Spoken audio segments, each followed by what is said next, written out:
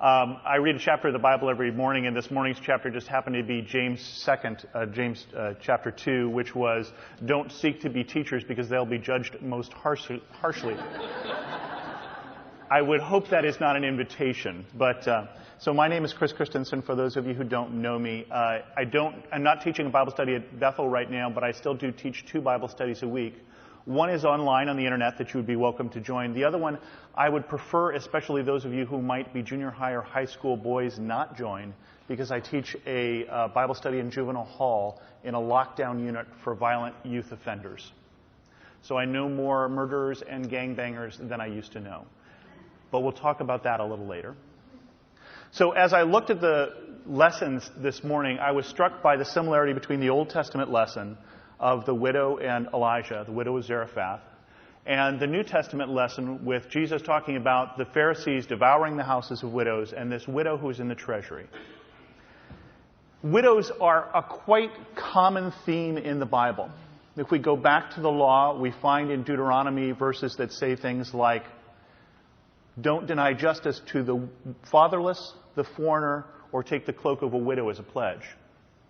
In the prophets, in the prophet Isaiah, in the first chapter, we get a verse that says, learn to do right, seek justice, defend the oppressed, take up the cause of the fatherless, and plead the case of the widow. Over in the New Testament, Jesus talks about the widow who goes to the unrighteous judge to plead her case. And then probably the most bizarre story that Jesus talks about in the New Testament, he talks about the man who dies and his widow marries his brother, who dies and she marries the brother, who dies and she marries the brother, who dies and marries the brother, dies and marries the brother, until 7 men are dead, and the widow is a widow again. And the Sadducees who ask the question of Jesus ask the question, because they don't believe in the resurrection, when this woman and all of these men are raised, whose wife is she? Which has never been my question with that story. My question is, what is she doing? Why is this widow marrying all of these men in turn? Either she has a great fondness for that family, or something else is going on. And indeed, something else is going on. All of these verses deal with widows because widows are in a position of vulnerability in the Old and the New Testament.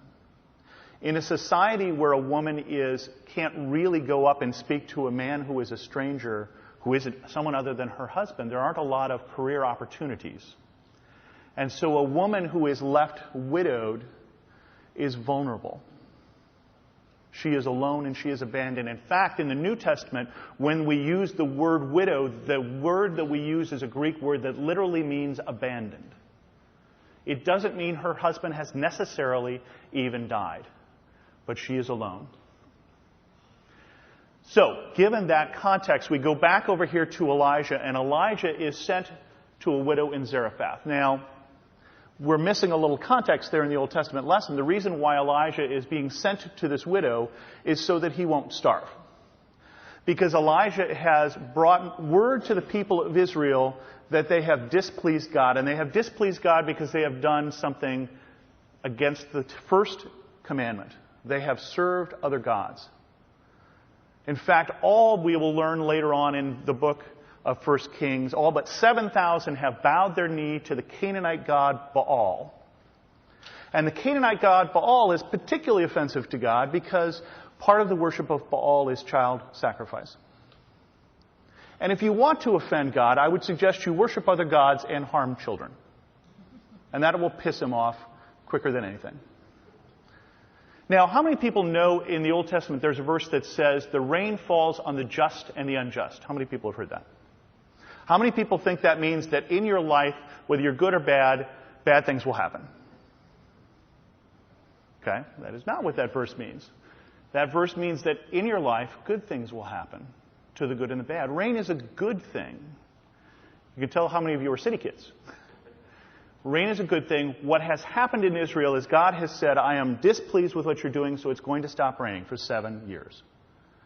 Elijah told the king the bad news and then hightailed it out so that he didn't get killed. And for 3.5 years, God keeps him, protects him, serves him, feeds him in the desert until the creek that he's at dries up because it hasn't rained.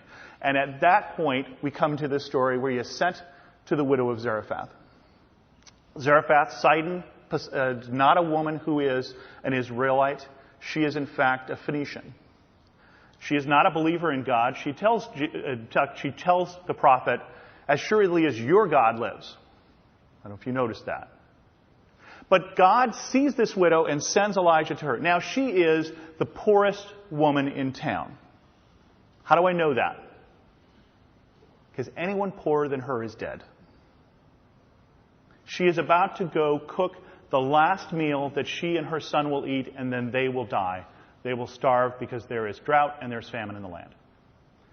And Elijah asks the most ridiculous, preposterous question of this foreign woman. Can you bring me something to eat in a time of famine? He is stranger, he an Israelite.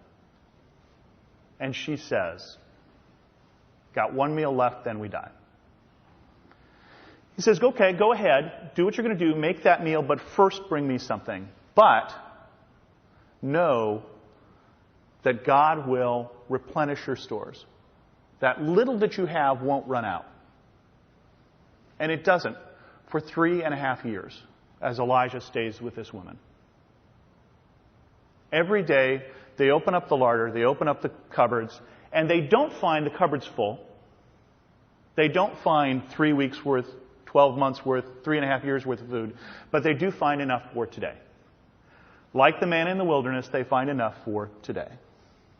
And they eat, and tomorrow there's enough for tomorrow. We are never told why God sends Elijah to this widow. Jesus mentions it in the New Testament. He says there were many widows at the time, but God sends Elijah to this widow. Was she full of faith?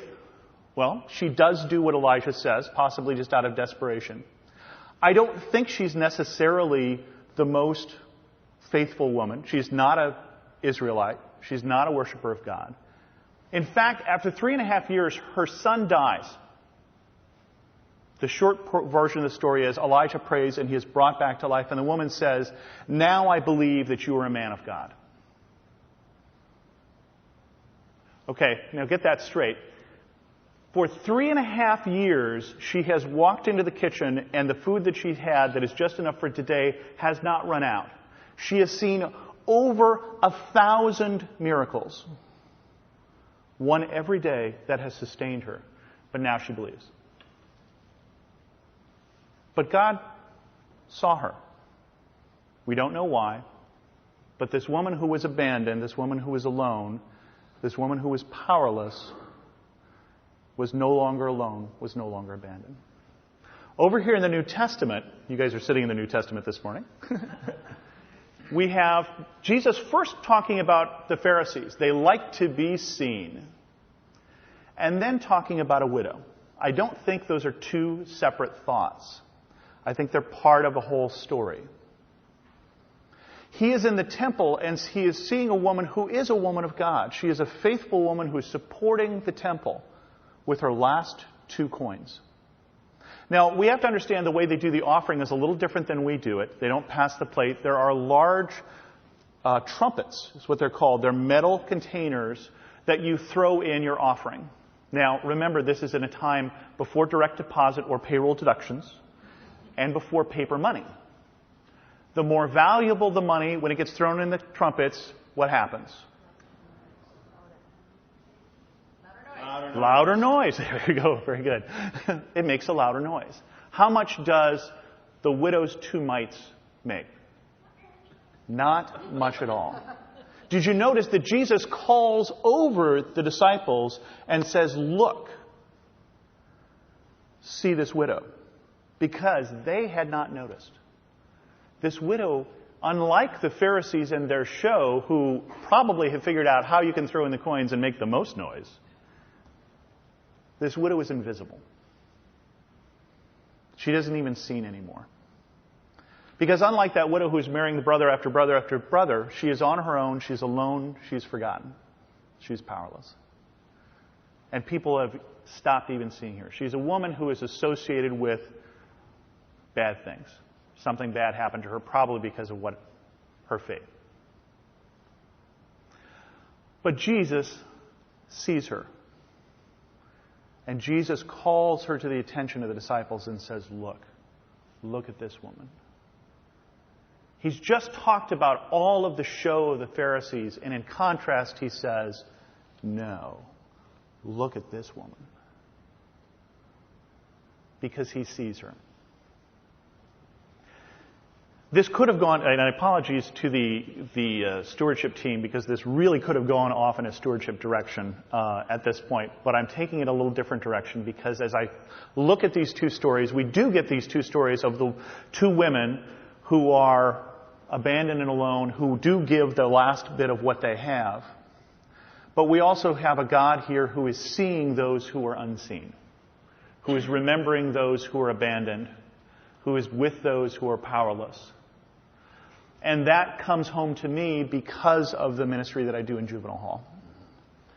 Because I minister to a population of people who are largely, we would prefer, forgotten. And I want to tell you one story of something that happened in juvenile hall, and I swear that this is true as far as I know.